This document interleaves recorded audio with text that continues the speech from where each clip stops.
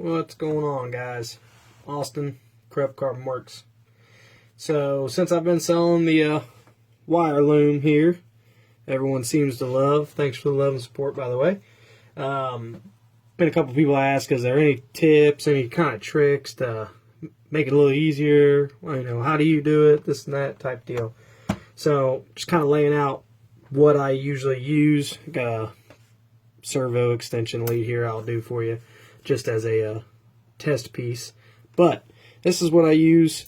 Little butane torch. This one's a little powerful, really, for what I'm using it for. It's real hot, even on the lowest setting. So sometimes you gotta kind of keep it away.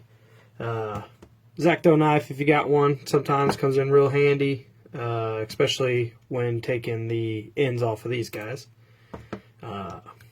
Your typical little dikes. Nothing big. You don't need the huge ones you use for your car and all that kind of stuff. If you got them, that's great. I have snap-on ones too. They're somewhere, don't know where.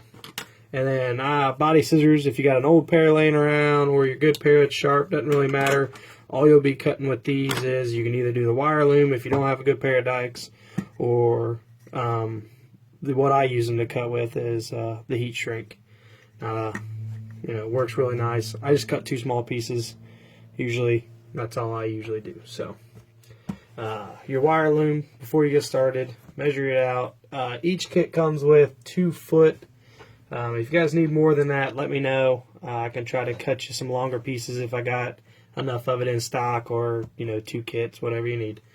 But it's cut a little short. Gives you a little bit of length on there for you, for the ends. And what I always try to tell people too, the tips wise, when it comes to me, I don't run the heat shrink all the way to the very end here. And the only reason because of that is sometimes you need that little bit of a flexibility right here to get into your receiver, to get through your box somewhere or something like that. If you've got all those wires somehow crammed inside that box, which you shouldn't, try to shorten them up, make it look a little bit nicer, but that's not everybody's thing. But sometimes you need that flexibility. So if you bring the wire loom all the way out here, once it cools down, it's going to be rigid. You're going to fight with it. You're not going to have fun. So I would suggest leave yourself, half of an inch of at least just wires right here to give yourself a little bit of flexibility. And now, to do something like this, if you got 2 ends, if you got an end like this, the small JR end, if you can take these off, which it's not hard. This is what I use my X-Acto knife for. If you get right out here on the sides, if I can get that camera to focus for you guys, let me see. Maybe. I don't think it's going to, for some odd reason. There we go. If you can get down here on the sides, kind of get that X-Acto knife there, and you just bend them back just a little bit. You don't want a lot because you can't snap them all the way off, and then you'll be in all kinds of problems. Once you bend them back enough, you should be able to pull them right out, just like that. Just remember which way your colors went. That way you're not backwards once you put it back together or anything like that. Alright, so back to that. After you got your wire loom, if you've got it cut, a pair of dikes, body scissors, whatever you need, I take the little torch just like anything else. If you're cutting rope, you don't want it to fringe or anything like that, take your little torch, hit the top of it, just melt them. Now, get to focus. There you go. Now they won't fringe. They're melted. Same way both sides. Not a big deal. A little melt on top. And what you want to do when you do this, always try to keep them away from each other. Don't melt them and then squeeze them together, because then you'll have to cut that end off again once those cool, because you won't be able to open it or expand it, get any wires through there or anything like that. When I cut them for the kits, they do melt together right there.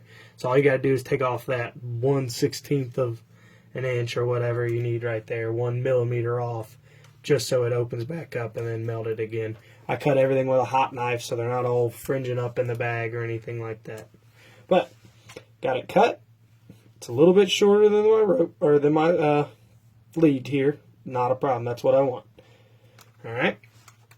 And then find your open end, and then just start feeding them through. Now, some people have a little problems with these, and if you do that, you start pushing through there. It's really hard to get that on camera while doing it.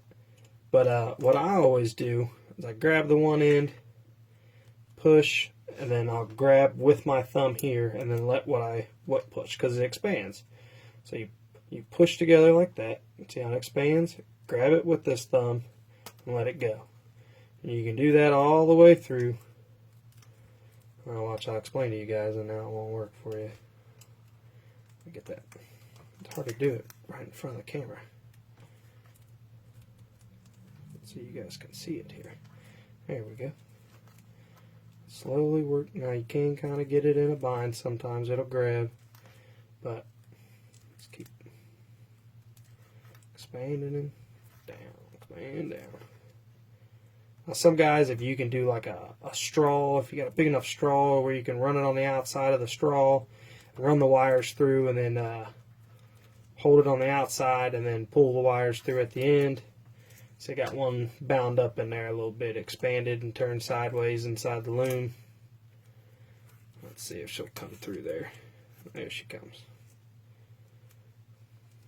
Oh, there we go. Oh, wow. Turned in there real good. Well, never had that happen before. Let me fix that. There we go. There we go. All the way through. Looks like it come undone from each other. Yeah, that's what happened. But all the wires through. Loom's a little bit shorter on both sides. Not a big deal. That's the way I like them. I don't know about anybody else. But that's my advice from doing a couple cars here and there.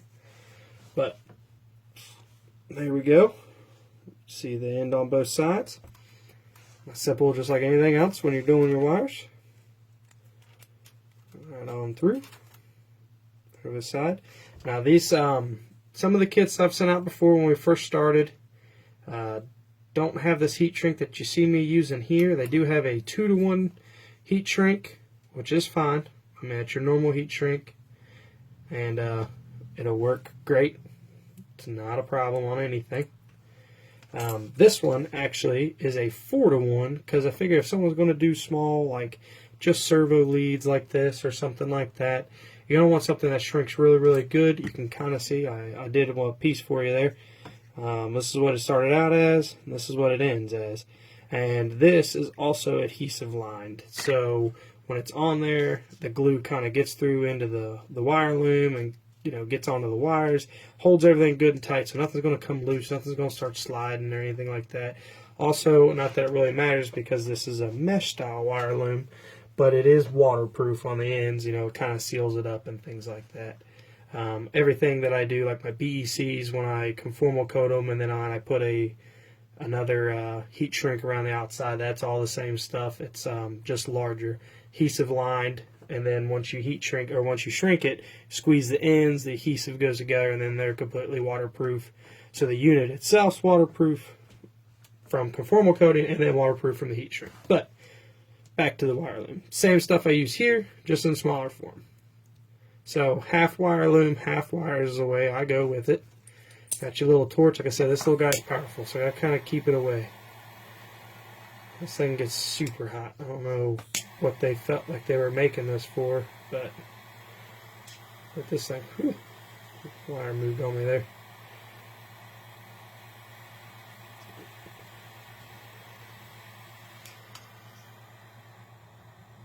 There we go. So you can see it shrink. I usually give it a little press there at the end, make sure all the glue kind of gets together in there. Let's see if I can kind of show you guys on camera. If I can get it to focus, I'll try to put my hands behind it here. Let's see. You can kind of, if you guys can see it, there's all the adhesive coming out there on the one end. It's on both. And it does the same thing on the back side for the wire loom. So everything, once this thing gets cool, it is not going anywhere. And then there's that little bit of a flex like I was talking about right there.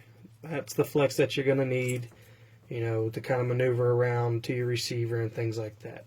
Once you get one side done, go ahead and kind of hold your hands on there. I know it's not fully cool yet, but hold your hands on there. Pull your wire loom tight. Kind of hold it there on the ends. I just like it's a cleaner look than letting it be loose all the time. Depending on how many wires is there, what you need. Keep your fingers away from the sun torch. Go ahead and shrink her up. I usually, a lighter would work fine for this, guys. You don't need a torch that goes to 13,000 degrees here. But same thing. Shrink her up. Give it a little squeeze. And then, a little adhesive on the fingers there. Let it cool down. And once that's good,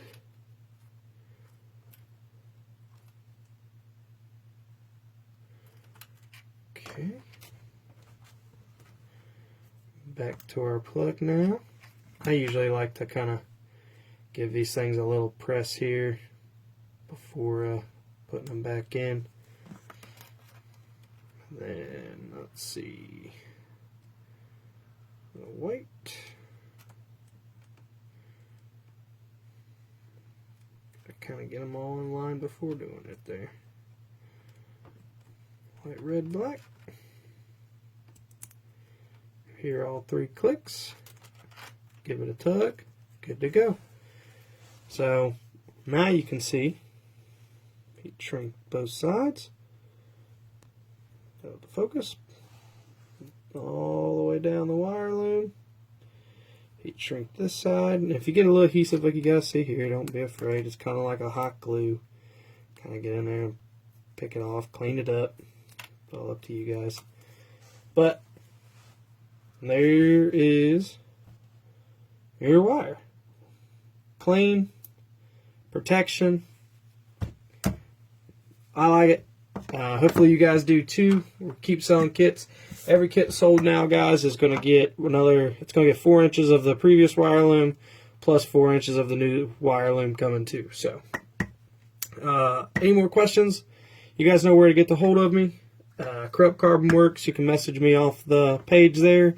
Message me personally if if you see me around. Austin Williams, you know that. These wire loom kits are selling shipped in lower 48 at $7. So get with me. Thanks, guys. Appreciate it. Bye.